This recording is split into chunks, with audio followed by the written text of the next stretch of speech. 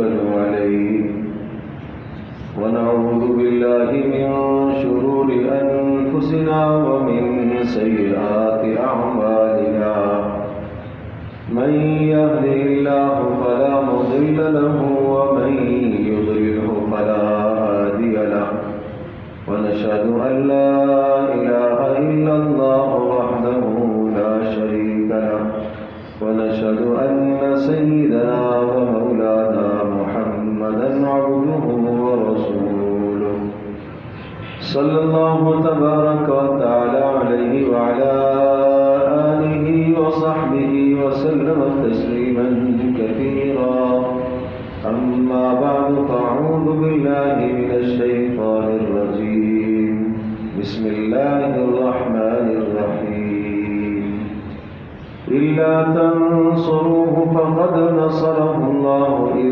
أخرجه الذين كفروا ثاني اثنين إذ هما في الغار إذ يقول لصاحبه لا تحزن إن الله معنا فأنزل الله سكينته عليه وأيده بجنود لم تروها وجعل كلمة الذين كفروا السفلى وكلمة الله هي العليا والله عزيز حكيم. وقال رسول الله صلى الله تبارك وتعالى عليه وسلم لو كنت متخذا خليلا لاتخذت أبا بكر خليلا ولكن صاحبكم خليل الله أو كما قال عليه الصلاة والسلام. وقال رسول الله صلى الله تبارك وتعالى عليه وسلم أبو بكر صاحبي في الغار وصاحبي في الحوض أو كما قال عليه الصلاة والسلام. رب اشرح لي صدري ويسر لي أمري واحلل عقدة من لساني يفقهوا قولي. اللهم صل على محمد وعلى آل محمد كما صليت على إبراهيم وعلى آل إبراهيم إنك حميد مجيد. اللهم بارك على محمد وعلى آل محمد كما باركت على إبراهيم وعلى آل إبراهيم إنك حميد مجيد. گرامی قدر حاضرین و سامعین، اللہ تبارک و تعالی نے اس جہان میں ہم سب کو ایک امتحان اور آزمائش کے لیے بنایا ہے، اور یہاں بعض پر اللہ نے فضیلت عطا فرمائی ہے، درجے عطا فرمائے ہیں، اور یہ درجات کا اور فضیلت کا ہونا یہ اللہ کی طرف سے امتحان اور آزمائش ہے۔ اللہ تبارک تعالیٰ کی مخلوقات میں سے سب سے بلند ترین مخلوق انسان ہے۔ انسان کو اللہ پاک نے سب سے زیادہ شرف بخشا ہے۔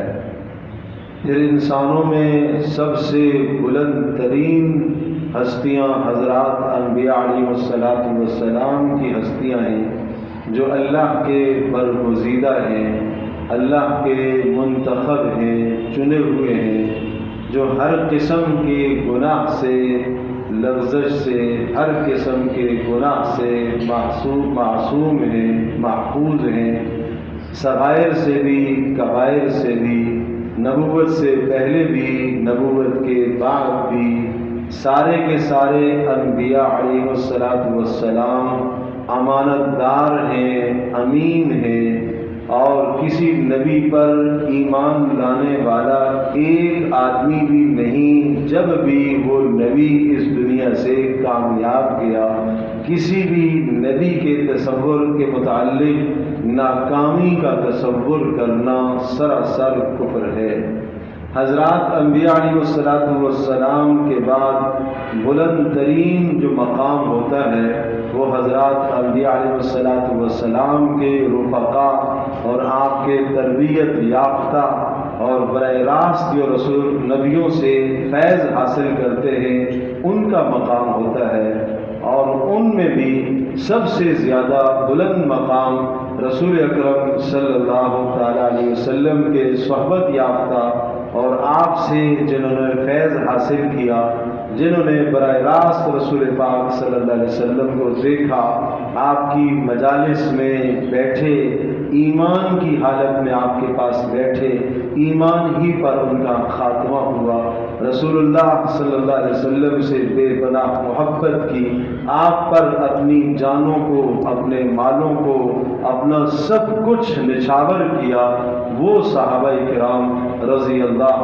عنہم اجمعین وہ بلند لوگ ہیں، انبیاء علیہ السلام کے بعد ان کا مقام ہے۔ پھر ان میں بھی سب سے بلند ترین جو منصب اور مقام ہے وہ سیدنا ابوبکر صدیق رضی اللہ تعالی عنہ کا ہے۔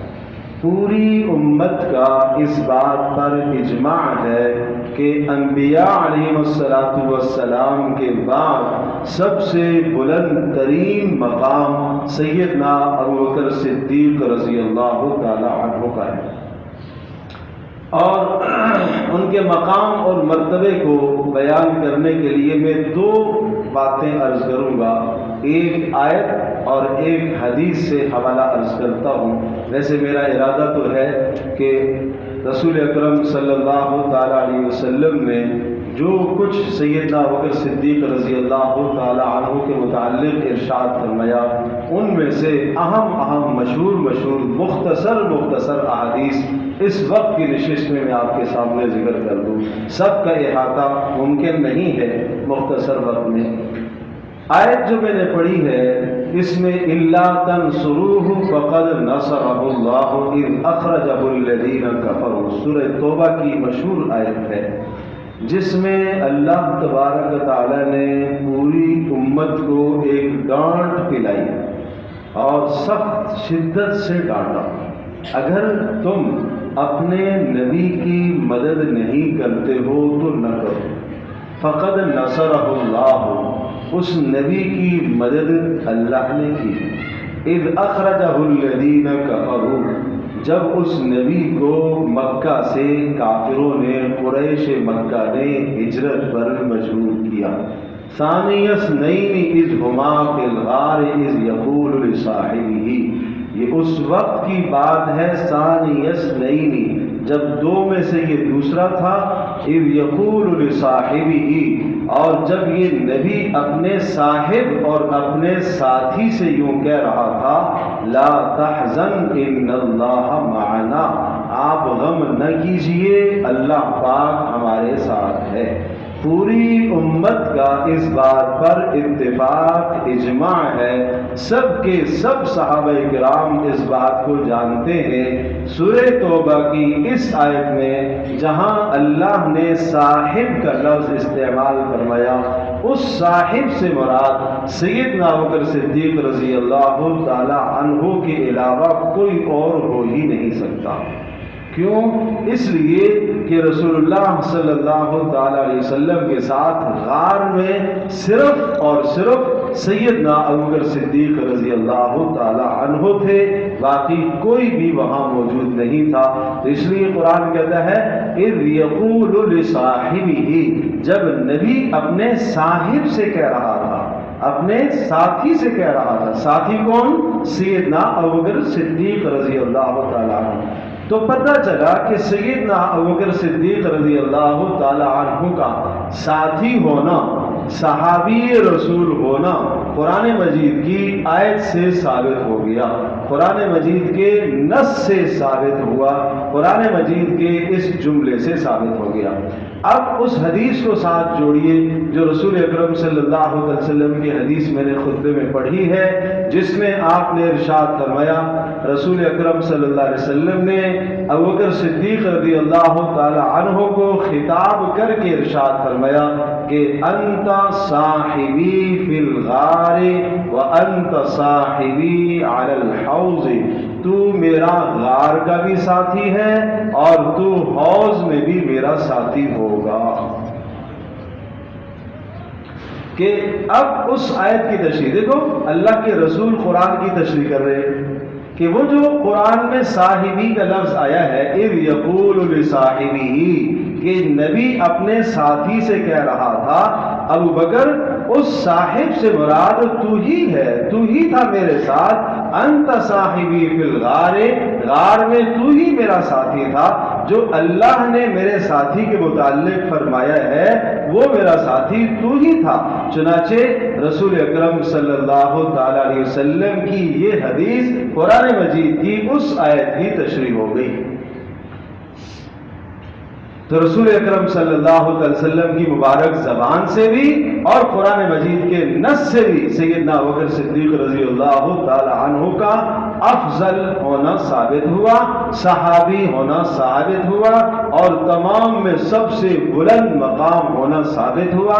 اس لیے مفسرین نے لکھا ہے سب کے سب کو ڈانٹ ہے، لیکن اس ڈانٹ سے ایک ہی ہستی کو استثناء ملا، وہ استثناء سیدنا ابوبکر صدیق رضی اللہ تعالی عنہ کو ملا۔ یعنی اس ڈانٹ سے جو بچاؤ ہے وہ کس کو ہے؟ وہ ابوبکر صدیق کو ہے۔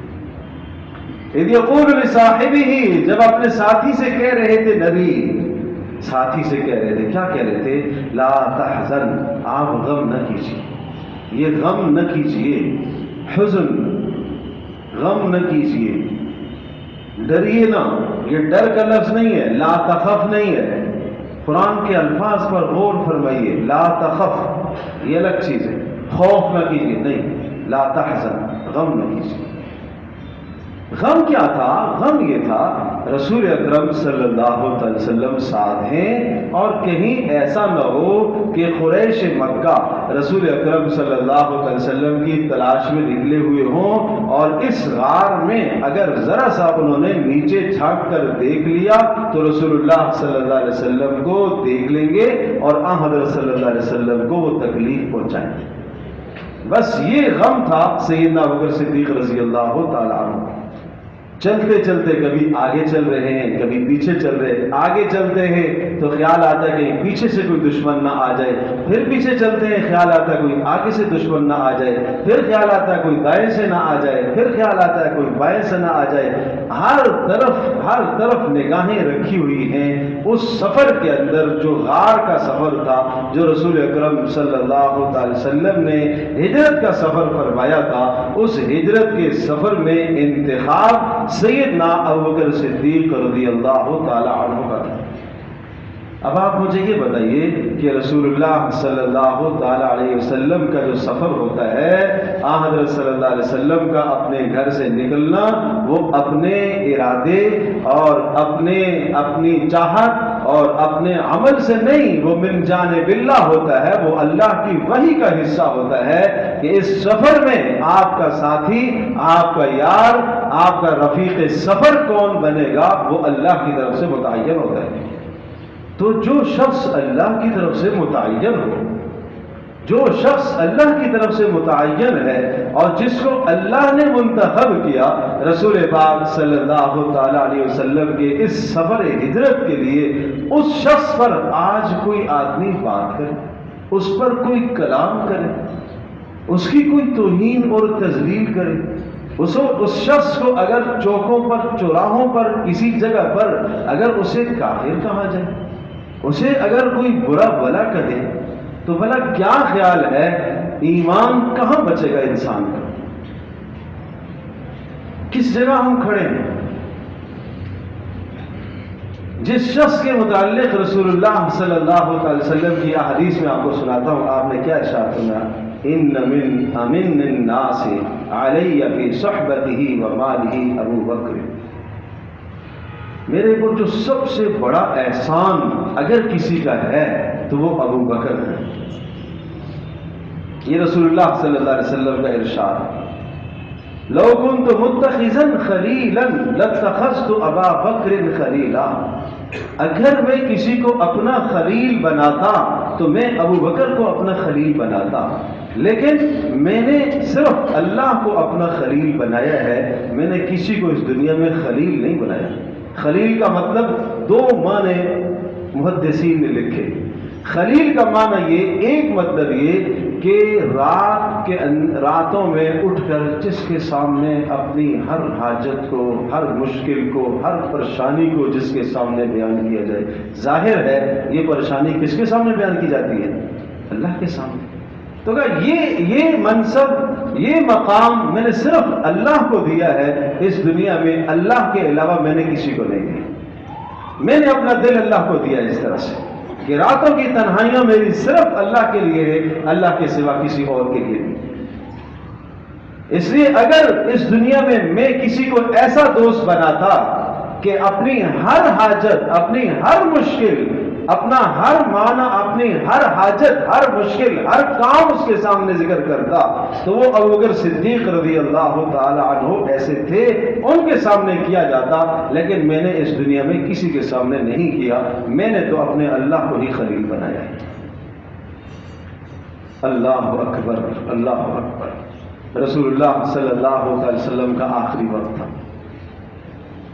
حضرت صلی اللہ علیہ وسلم کی مسجد، مختلف قبائل جہاں جس طرف سے قبائل آتے تھے، لوگ داخل ہوتے تھے. کھڑکیاں بنی ہوئی تھی، دروازے چھوٹے چھوٹے تھے، چھوٹے چھوٹے دروازے تھے جن دروازوں سے ایک آدمی داخل ہو جایا کرتا تھا. تو ہر قبیلے کی جانب سے جس طرف ان کے گھر تھے وہاں سے دروازے چھوٹے چھوٹے بنے ہوئے تھے، کھڑکیاں بنی ہوئی تھی. حضرت صلی اللہ علیہ وسلم نے آخری وقت میں یہ اعلان فرمایا جب مرض وفات میں تھے آپ علیہ الصلوۃ والسلام. آپ نے فرمایا لا تبقین فی المسجد خوخۃ الا خوخۃ ابی بکر. مسجد کے اطراف میں جتنی بھی چھوٹی چھوٹی کھڑکیاں ہیں اور جن دروازوں سے، چھوٹے چھوٹے دروازوں سے لوگ داخل ہوتے ہیں اور اپنے اپنے قبائل کے لوگوں نے دروازے بنائے ہوئے ہیں، وہ سب کے سب بند کر دو. ہاں ابوبکر صدیق کا دروازہ چھوڑ دو، وہ نہیں بند کرنا. بال اتفاق اس کی بات ہے، تمام محدثین مفسرین کا اس پر اتفاق ہے. یہ رسول اللہ صلی اللہ علیہ وسلم نے ابوبکر صدیق رضی اللہ تعالی عنہ کی خلافت کی طرف اشارہ فرمایا کہ یہ خلیفہ ہوں گے. سب کے سب دروازے بند کر دو، سب کی سب کھڑکیاں بند کر دو، یہ چھوڑ دو. اللہ اکبر. حضرت جبیر بن مطعم رضی اللہ تعالیٰ عنہ ارشاد فرماتے ہیں ایک خاتون آئی رسول اللہ صلی اللہ علیہ وسلم کے پاس، کہنے لگے رسول، کچھ چیز مانگی اس نے، کوئی حاجت تھی. تو آپ علیہ السلام نے فرمایا اس وقت تو میرے پاس دینے کی گنجائش نہیں ہے، پھر آ جانا. اس نے کہا اگر میں پھر آؤں اور آپ کو نہ پاؤں تو پھر، یعنی آپ دنیا سے رخصت ہو جائے تو پھر میرا مسئلہ کون حل کرے گا؟ تو رسول اللہ صلی اللہ علیہ وسلم نے ارشاد فرمایا فَإِن لَّمْ تَجِدْنِي فَأْتِي أَبَا بَكْرٍ، اگر میں نہ ہوا تو ابو بکر سے لے لینا. یہ کیا اشارہ تھا کہ میرے بعد خلیفہ یہی ہوں گے، میرے بعد خلیفہ یہی ہوں گے، اگر میں نہ ہوا تو ان سے لے لینا، یہ میرے نائب ہوں گے. اللہ اکبر. حضرت عمرو بن عاص رضی اللہ تعالی عنہما ارشاد فرماتے ہیں ایک غزوے میں نے پوچھ لیا اللہ کا رسول ای الناس احب الیک، سب سے زیادہ محبوب آپ کو کون ہے، آپ کو محبت کس سے ہے؟ آپ نے فرمایا عائشہ سے محبت ہے. قلت من الرجال، میں نے کہا نہیں مردوں میں کس سے زیادہ محبت ہے؟ تو آپ نے فرمایا ابوہا، اس کے ابا سے. تو عائشہ کا ابا کون ہے؟ ابوبکر صدیق. محدثین نے بڑا پیارا جملہ یہاں پر ارشاد فرمایا اور بڑی عجیب بات لکھی ہے، نوٹ کریں اس بات کو کہ رسول اللہ صلی اللہ تعالی علیہ وسلم سے جب پوچھا گیا کہ سب سے زیادہ محبوب کون ہے، آپ نے فرمایا میرے نزدیک عائشہ ہے، یعنی بیوی ہے، اس سے محبت. تو ایک شوہر کو اپنی بیوی سے محبت ہونی چاہیے. اس سے یہ بات سمجھ میں آئی. دوسری بات یہ سمجھ میں آئی کہ جب انہوں نے پوچھا کہ نہیں رجال میں، مردوں میں کس سے محبت ہے، تو آپ نے فرمایا ابوہا. آپ نے نام نہیں لیا ابو بکر، ابوہا. یہ اپنی اس بیوی کے ساتھ تعلق جتلایا ہے کہ ابوہا، اسی کے باپ سے دوبارہ اپنی بیوی کا گویا کہ تذکرہ فرمایا، اسی کے باپ سے. تو یہ تعلق بیوی کے ساتھ آپ نے جتلایا ہے. تو میاں بیوی کا باہمی اس طرح کا محبت کا تعلق ہوتا ہے اس لیے حدیث میں صاف صاف ارشاد فرمایا ہے کہ دو محبت کرنے والے باہمی جو دو محبت کرنے والے ہیں، فرمایا جن دونوں کا آپس میں نکاح ہو جاتا ہے، ان دونوں سے زیادہ کوئی بھی آپس میں زیادہ محبت کرنے والے نہیں ہو سکتے۔ پھر کہاں ہیں وہ محبتیں آج جو محبتیں ہمیں قرآن سکھاتا ہے؟ ہن لباس لکم وانتم لباس لہن، بیوی تمہارے لیے لباس ہے اور تم بیوی کے لیے لباس ہو، تم بیوی کے لیے عزت ہو اور بیوی تمہارے لیے عزت ہے۔ لباس کا مطلب، لباس سے انسان کا ستر، انسان کا جسم ڈھکتا ہے، انسان کی زیب و زینت ہوتی ہے۔ جس طرح سے لباس تمہارے لیے زیب و زینت ہے، اس طرح سے بیوی تمہارے لیے زیب و زینت ہے اور تم اس کے لیے زیب و زینت ہے۔ خیر، یہ ایک علیحدہ موضوع ہے۔ حضرت محمد بن حنفیہ حضرت علی رضی اللہ تعالی عنہ کے بیٹے ہیں، محمد بن حنفیہ۔ آج دنیا تو صرف حسن حسین رضی اللہ تعالی عنہما کو جانتی ہے، بھائی باقی اور بھی ہیں، 18 بیٹے ہیں حضرت علی رضی اللہ تعالی عنہ کے۔ تو ای الناس خیر بعد النبی صلی اللہ تعالی علیہ وسلم، کون ہے سب سے زیادہ بہترین انسان رسول اللہ صلی اللہ علیہ وسلم کے بعد سب سے زیادہ بہتر لوگوں میں کون ہے؟ تو فرماتے ہیں میرے والد حضرت بکر صدیق اور میرے والد حضرت علی نے کہا۔ محمد بن حنفیہ فرماتے ہیں میرے والد علی نے یہ ارشاد فرمایا ابو بکر ہے، لوگوں میں سب سے زیادہ بہترین کون ہے؟ ابو بکر۔ اچھا پھر کون ہے؟ پھر عمر۔ تو محمد کہتے ہیں یہ اپنی والدہ کی طرف منسوب ہے، ابن حنفیہ۔ تو پھر میں نے پوچھا کہ اچھا عمر کے بعد پھر کون سب سے زیادہ بلند مقام والے؟ کہا عثمان۔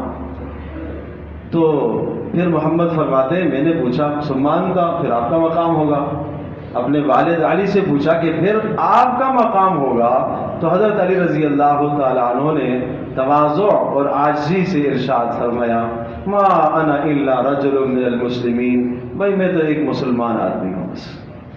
یہ تواضع تھی، یہ عاجزی تھی، اس میں کوئی شک نہیں، کوئی شک نہیں، کوئی کلام نہیں کہ سیدنا عثمان بن عفان رضی اللہ تعالی عنہ کے بعد جو مرتبہ اور مقام ہے وہ حضرت علی المرتضیٰ رضی اللہ تعالی عنہ ہی کا ہے۔ تو یہ مراتب سمجھو، جس کا جو مقام ہے، جس کا جو مرتبہ ہے، اس کو اس مرتبے پر رکھو، یہ ایمان کا، اسلام کا حصہ ہے۔ حضرت ابو ہریرہ رضی اللہ تعالی عنہ سے روایت ہے رسول اللہ صلی اللہ علیہ وسلم نے ارشاد فرمایا ما لأحد عندنا ید الا قد کافینا۔ اللہ اکبر۔ جس کا میرے اوپر احسان تھا، کون کہہ رہا؟ رسول اللہ صلی اللہ تعالی علیہ وسلم۔ جس کا میرے اوپر احسان تھا الا وقد کافیناہ، اس کے احسان کا بدلہ میں نے دے دیا۔ ما خلا ابا بکر، ہاں ابو بکر کے احسان کا بدلہ میں نے نہیں دیا۔ فإن له عندنا یدا یکافیہ اللہ بہا یوم القیامہ، ہاں ابو بکر کا احسان ہے، ان کو ان کے احسان کا بدلہ اللہ ہی قیامت کے دن دے گا، ان کو ان کے احسان کا بدلہ اللہ ہی قیامت کے دن دے گا۔ سبحان اللہ۔ وما نفعنی مال احد قط ما نفعنی مال ابی بکر، اور فرمایا جتنا مجھے کسی کے مال نے نفع پہنچایا، جس قدر کسی کے مال سے مجھے نفع ہوا، اتنا ابو بکر کے مال سے مجھے جتنا نفع ہوا اتنا کسی اور کے مال سے مجھے کبھی نفع نہیں ہوا۔ جس موقع پر میں نے کہا اس نے اپنے مال کو لا کر نچھاور کر دیا۔ اللہ اکبر۔ کیا ہی مقام تھا، کیا ہی بلند عزتیں اللہ پاک نے عطا فرمائی تھی۔ ایک مرتبہ عائشہ رضی اللہ تعالی عنہا ارشاد فرماتی ہیں حضرت بکر صدیق رضی اللہ تعالی عنہ تشریف لائے، حضرت صلی اللہ علیہ وسلم نے ارشاد فرمایا انت عتیق اللہ من النار، ابو بکر اللہ نے آپ کو جہنم سے آزاد کر دیا ہے، اللہ نے آپ کو جہنم سے آزاد کر دیا۔ یہ ایک بار کی بات نہیں ہے، کتنی مرتبہ نام لے کر تصریح فرمائی ہے کہ آپ جنت ہے، ابو بکر فی الجنہ۔ عمر فی الجنہ، عثمان فی الجنہ، علی فی الجنہ، طلحة فی الجنہ، والزبیر فی الجنہ، وسعد بن ابی وقاص فی الجنہ، وسعید بن زید فی الجنہ، وابو عبیدہ بن الجراح فی الجنہ، وعبد الرحمن بن عوف فی الجنہ۔ یہ 10 کے نام آپ نے ایک مجلس میں لیے، جن کو کہا جاتا ہے عشرہ مبشرہ۔ میرے دوستو، بزرگوں، کم از کم یہ نام تو یاد رکھو، یہ جوانوں یہ نام تو یاد رکھو، بچوں یہ نام تو یاد رکھو۔ یہ 10 لوگ ہیں، کرکٹ کے 11-12 کے نام تمہیں یاد ہوتے ہیں؟ افریقہ سے ٹیم آئی ہے، نام یاد ہیں؟ کس نے کتنے رنز بنائے یہ یاد ہیں؟ کون کب آؤٹ ہوا، کس نے آؤٹ کیا یہ یاد ہے؟ اللہ اکبر! ہم کہاں کھو گئے؟ ہم کہاں کھو گئے؟ کیا ہم اس لیے دنیا میں آئے تھے؟ کیا ابوبکر صدیق کی قربانیاں ہمیں یاد نہیں ہیں؟ کیا عمر فاروق کی قربانیاں یاد رکھنے کی نہیں ہیں؟ کیا عثمان کی قربانیاں یاد رکھنے کی نہیں ہیں؟ کیا علی المرتضیٰ کی بہادری یاد رکھنے کی نہیں ہے؟ کیا رسول اللہ صلی اللہ علیہ وسلم کے ساتھ جو انہوں نے قربانیاں دی ہیں وہ یاد رکھنے کی نہیں ہیں؟ کیا ان لوگوں کی سیرت پڑھنے کی نہیں ہے؟ میرا عزیز دوستوں، بزرگوں، اگر اپنے بچوں کو ایماندار بنانا چاہتے ہو تو ان لوگوں کی سیرت پڑھو۔ صحبت کا اثر ہوتا ہے۔ میں بہت معذرت کے ساتھ کہوں گا، میری بات کسی کو اگر کڑوی لگے تو میں معذرت چاہتا ہوں، بہت معذرت سے کہوں گا، جو جس کی سیرت کو پڑھے گا، جو جس کی زندگی کو دیکھے گا، جو جس کی زندگی کو پرکھے گا، اس کی عادات اطوار اس کے اندر منتقل ہو۔ آپ سیدنا ابوبکر صدیق رضی اللہ تعالی عنہ کی سیرت کو پڑھیں، آپ کے دل میں ایمانی غیرت جاگے گی، ایمانی حمیت جاگے گی۔ آج تم یہ سمجھتے ہو کہ اسلام کی جب بات آتی ہے، ارے اسلام اخلاق کا درس دیتا ہے، ارے اسلام تو رواداری کا درس دیتا ہے، ارے اسلام تو بھائی چارگی کا درس دیتا ہے۔ میرا عزیز دوستوں اور بزرگوں، ایمان اسلام ضرور بھائی چارگی کا درس دیتا ہے، اسلام اور ایمان اشداء علی الکفار کا بھی درس دیتا ہے۔ رسول اللہ صلی اللہ تعالی علیہ وسلم جب دنیا سے رخصت ہوئے تو پیارے پیغمبر صلی اللہ تعالی علیہ وسلم کے گھر میں کوئی مال دولت نہیں تھا، لیکن 9 تلواریں ضرور تھی، 9 تلواریں ضرور تھی۔ حضرت صلی اللہ تعالی علیہ وسلم نے یہ کیوں کیا؟ یہ اس لیے کہ اسلام فوقیت چاہتا ہے، الاسلام یعلو ولا یعلی علیہ، اسلام غلبہ چاہتا ہے، اسلام بلندی چاہتا ہے، اسلام سر بلندی چاہتا ہے۔ تو اس لیے اسلام کے محاسن کو سمجھو، اسلام کی خوبیوں کو سمجھو، اسلام کے اعلیٰ کردار کو سمجھو، اسلام کے اخلاق کو سمجھو۔ ایک آدمی کو غصے کی جگہ پر غصہ نہ آئے، ایک آدمی کو مارو، پیٹو، گالی دو، ڈنڈے مارو اس کو، اور ادھر سے اس کو درس دو، ارے درگزر، معاف۔ اگر وہ معاف نہ کرے آپ کو بڑا بد اخلاق آتی ہے۔ نہیں، اگر غصے کی جگہ پر غصہ نہ آئے تو یہ بھی بد اخلاقی ہے، یہ بھی بد اخلاقی ہے۔ اخلاق کسی اور چیز کا نام ہے جس کو ہم سمجھے نہیں ہیں۔ ہم جب اخلاق کا لفظ کہتے ہیں، اردو میں صرف اخلاق اچھے پہلو کو کہا جاتا ہے، ہاں عربی میں اخلاق کا معنی ہے اپنے اندر ایمانی غیرت رکھو، ایمانی حمیت رکھو۔ اسلام یہ غیرت چاہتا ہے، اسلام غیرت مند مذہب ہے، یہ اپنے ماننے والے، اپنے چاہنے والے کے اندر غیرت دیکھنا چاہتا ہے۔ مجھے آپ یہ بتائیے کیوں پیغمبر صلی اللہ علیہ وسلم نے یہ ارشاد فرمایا، وہ شخص جنت کی خوشبو بھی نہیں سونگھ سکے گا جو اپنے گھر کے اندر بے حیائی کو برداشت کرتا ہے۔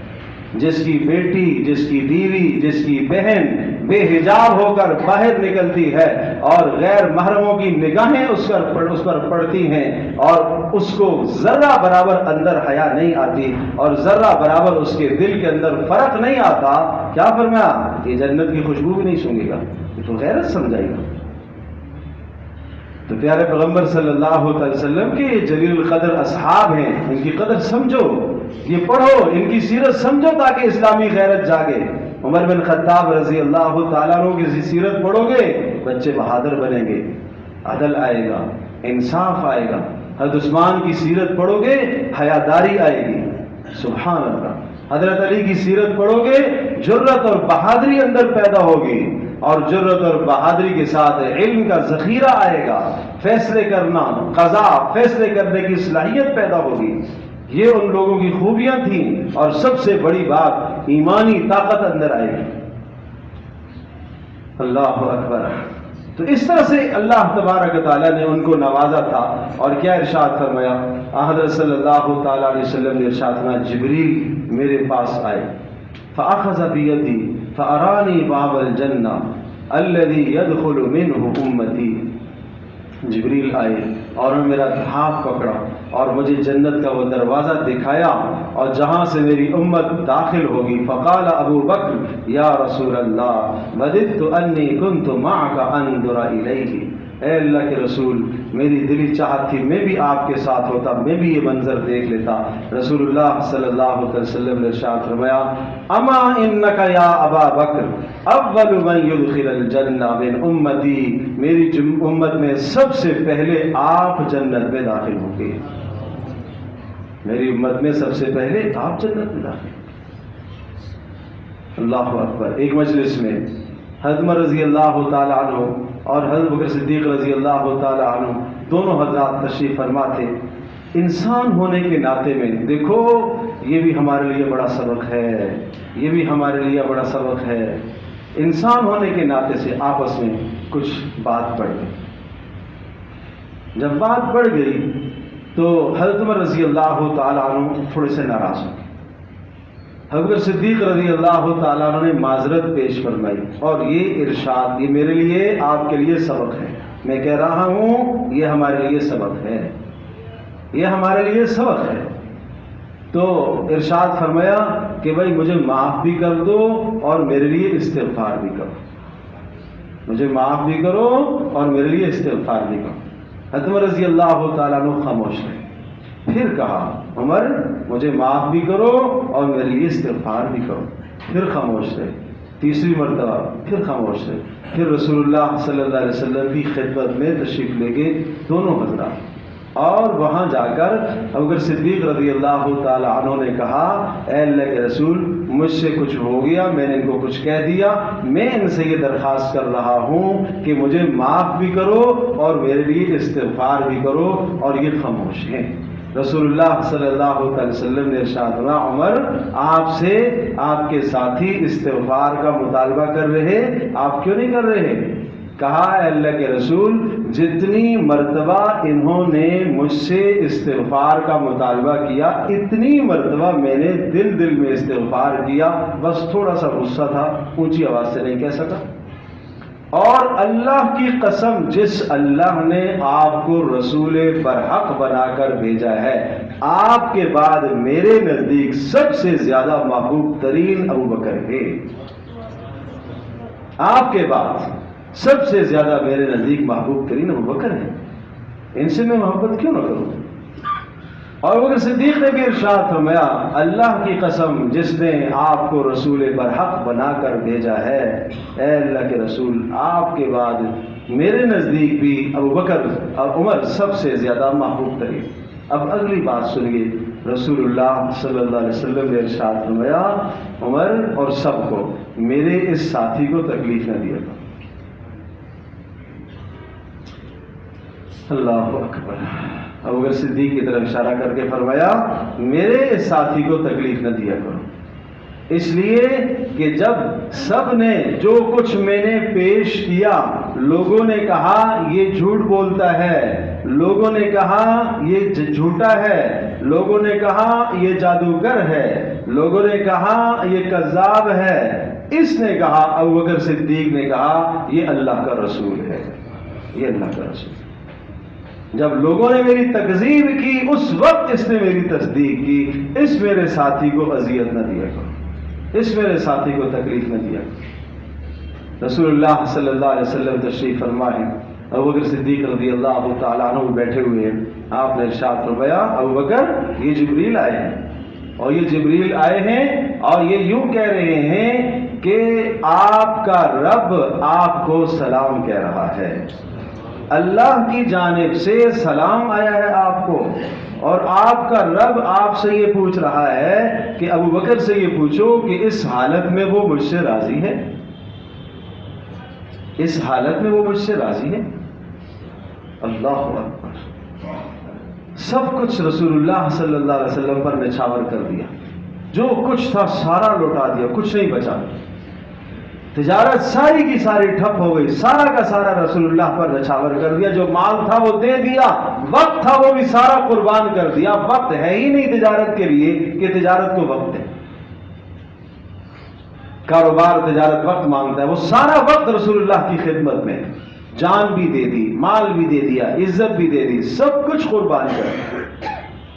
تو اب پوچھئے اسے، اللہ کا سلام بھی آیا اور اللہ پاک یہ پوچھ رہا ہے کہ ابوبکر سے پوچھے کہ اس حال میں راضی ہیں؟ ابوبکر صدیق رضی اللہ تعالیٰ عنہ کی آنکھوں سے آنسو آئے، کہا میں کیوں نہیں راضی ہوں، میں کیوں نہیں راضی ہوں، میں اپنے اللہ سے راضی ہوں، میں اپنے اللہ سے راضی ہوں۔ 10 آیات قرآن میں ایسی ہیں جو سیدنا ابوبکر صدیق رضی اللہ تعالیٰ عنہ کی تائید پر اتری ہیں، 10 آیات۔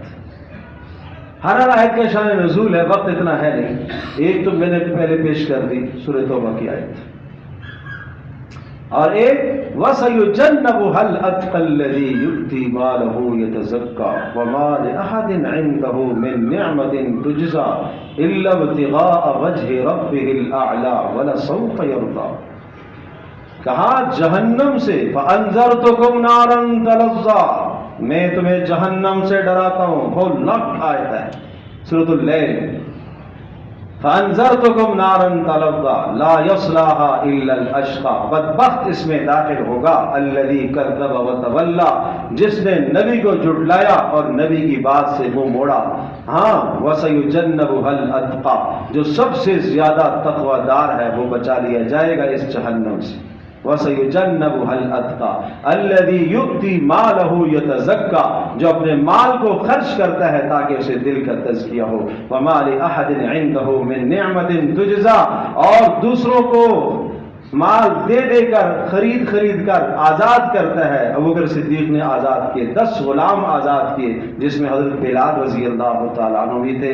فرمایا یہ اس لیے نہیں آزاد کر رہا ہے، اس لیے نہیں آزاد کر رہا کہ اس نے کوئی ان کے پیسے دینے تھے، ان کا کوئی احسان ان پر تھا، نہیں، الا ابتغاء وجہ ربہ الاعلی، اس لیے تاکہ اس کا رب راضی ہو جائے، ولسوف یرضی، اور اس کا رب اس سے راضی ہو گیا، اس کا رب اس سے راضی ہو گیا۔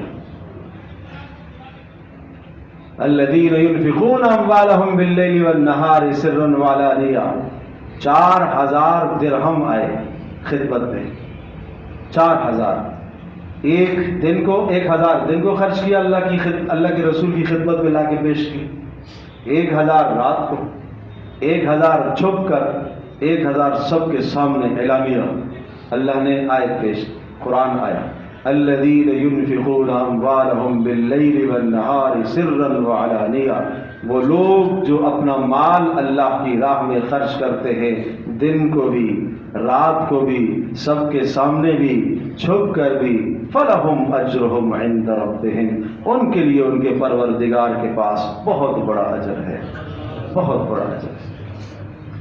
تو اس لیے میرے عزیز دوستو، اپنے ذہنوں کو صاف رکھو، لہذا اڑتی اڑاتی باتوں پر توجہ مت دیا کرو۔ اس قسم کی باتوں پر سیدنا ابوبکر صدیق رضی اللہ تعالیٰ عنہ کا صحابی ہونا قرآن کی آیت سے میں نے ثابت کر دیا، میں نے بتایا، اور یہ ساری احادیث پڑھی۔ کسی بھی قسم کی کوئی بات آئے، کسی بھی شخص کی طرف سے آئے، کیسی بھی بات آئے، کیسی بھی لچھے دار بات آئے، کیسی بھی مزین بات آئے، ہرگز نہیں، اللہ کے رسول کی بات، اللہ کی بات ایک طرف، اللہ کے رسول کی بات، اس کے سامنے کوئی بات، کسی کی بات کی کوئی حیثیت نہیں ہونی چاہیے۔ یہ اپنا عقیدہ ہے، یہ اپنا نظریہ رکھو، تو اس لیے اپنے دلوں کو ان بلند ہستیوں کی جانب سے پاک صاف رکھا کرو، یہ ہمارے ایمان کا حصہ ہے۔ اللہ تبارک و تعالی ہم سب کے لیے سمجھنا عمل کرنا آسان ہو۔